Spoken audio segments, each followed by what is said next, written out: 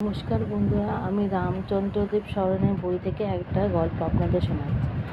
আগের দিন তো আমরা জানলাম যে ঠাকুর কীভাবে একজন কুষ্ঠরোগীকে মানে তার রোগ থেকে নির্মূল করলেন। তো তারপর যাই হোক, ওই কুষ্ঠরোগীকে নির্মূল করার পর তো উনি গুরুদেবের কথায় আবার চলতে শুরু করলেন। চলতে চলতে উনি পর্বতের শানো দেশে এসে উপস্থিত হলেন। ওখানে উনি দেখলেন ওখানে একজন খুব বয়স্ক একজন বৃদ্ধ সন্ন্যাসী বসে আছেন ধুনি জ্বালিয়ে বসে আছেন। তার আবার এক পাশে একটা চিমটা আছে, আবার একটা পাশে লোটা আছে। তো সে নিজের মতন চুপচাপ বসে আছে। তো ঠাকুরও তার পাশে গিয়ে চুপচাপ বসলেন। ঠাকুরের কিছুক্ষণ বসার পর হঠাৎ একটা সাপ কোথা থেকে এসে উপস্থিত হলো। ওটাকে দেখার সঙ্গে সঙ্গেই সেই সন্ন্যাসী সেই সাপটাকে খপাত করে ধরে ফেলে সেই ধুনির মধ্যে ফেলে দিলেন।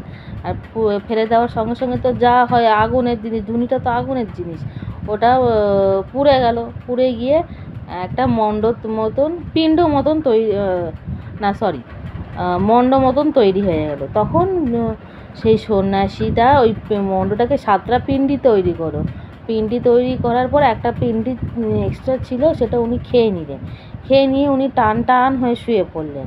টান হয়ে শুয়ে পড়ার পর একটা সময় উনি ঠাকুর দেখলেন, একটা সময় উনি ফুলতে শুরু করে দিলেন। ফুলতে উনি ফেটে গেলেন। ফেটে যাওয়ার পর সঙ্গে সঙ্গে ওখান ভেতর থেকে একটা 16 বছরের ছেলে মানে আবির্ভাব হলো। তখন সেই ছেলেটা কি করলো, ওই বয়স্ক যে সন্ন্যাসীটা ছিল তার দেহটাকে ওই ধুনির মধ্যেই দিয়ে দিল। ওটা তখন ওই শরীরটা মানে বয়স্ক সন্ন্যাসীর শরীরটা পুড়ে গেল।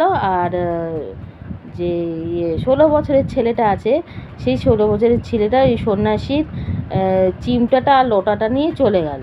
ঠাকুর তো ওটা দেখে অবাক হয়ে চলে যাওয়া দেখলো। তারপর ওই 16 বছরের ছেলেটা চলে যাওয়ার পর তখন ঠাকুরও আস্তে আস্তে চলে আসলেন। উনি যে তখন চলে আসলেন, উনি কিন্তু তারপরে এরপরে আর কোথাও দাঁড়াননি বা বসেননি। উনি কিন্তু লোকালয়েতেই ফিরে এসলেন, আর উনি ওনার বাড়িতেই ফিরে এসলেন। কিন্তু এই ইনসিডেন্টটার পর ঠাকুরের কিন্তু অনেক মানে শক্তির অধিকারী হয়েছিল। মানে আমাদের ঠাকুরও উনি রিয়েলি তখন আমাদের ঠাকুর হয়ে উঠেছিলেন।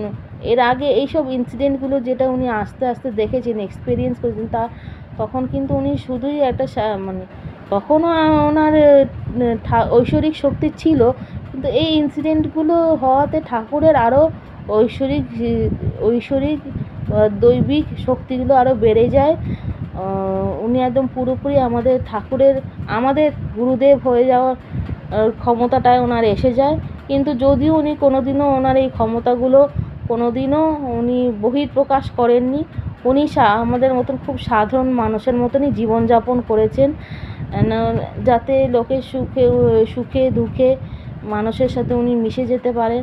সুখের সময় সবাই যেন খুশি ওনার সাথে একটা মানে নর্মাল মানুষের সাথে যেরকম নিজের সুখ দুঃখগুলো ভাগ করে নিতে পারে নর্মালি, ইজিলি, কমফোর্টেবলি, সেটা যে উনি যাতে বজায় থাকে ওনার আর ওনার আশ্রিতদের মধ্যে, যে বজায় থাকে এই জিনিসটা, সেই জন্য উনি খুব সাধারণভাবেই থাকতেন।